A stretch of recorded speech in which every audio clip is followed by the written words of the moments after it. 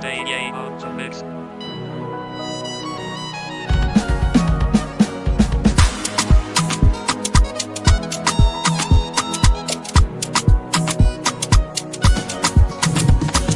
Ọ̀túnba Adéyẹmí, happy birthday, happy birthday to you, happy birthday.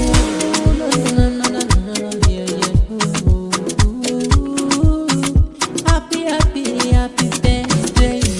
Ọ̀túnba Adéyẹmí, it's a joyful day. 10th of March lè ní jẹ́, it's your birthday.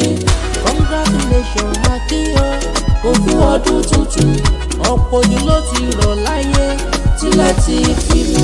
Ó wà láyé ó wà láyé ara, ó tún rọ́dún tuntun. Happy birthday to you, yeah. Happy birthday to you. Happy yeah. Happy birthday. Ọ̀túnba Adéyẹmí, happy birthday. Happy birthday to you, happy birthday.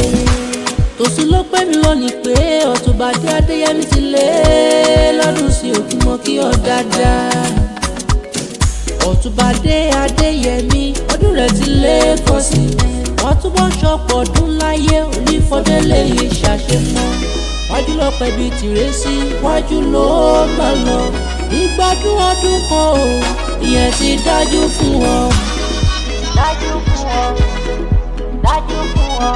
Wọ́n túbọ̀ ṣọ̀pọ̀ ọdún láyé ní fọdélé yìí ṣàṣemọ́. Ọ̀túnba Adéyẹmí, happy birthday. Happy birthday to you, happy birthday. Oya nílé fàádà rẹ̀ ò jẹ́ lọ kí wọ́n dáadáa. Oya ọmọdé ẹ̀gì àwòrán tún ríran àròyìn lágbẹ̀dẹ̀.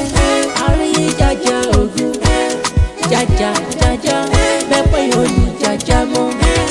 Ọjà ajá lèmi ò máa pè yín. Odókò kejì ẹ̀wọ̀n ìran bẹ́lẹ̀ kò gbọ́dọ̀ wá gbogbo bẹ̀rẹ̀ rárá. Àní alágbẹ̀dẹ kì í tẹ́wọ́ gba wọ́n líle bàbá tó bí ọlọ́mọ ni. Ìlà ọmọ ìjẹ́lì gbé ohun màdókò lórí ìràwé kí ọ̀rọ̀ mọ́mọ́ dà sí. Òṣòro gbẹ̀gbà lè mọ kí ọ́.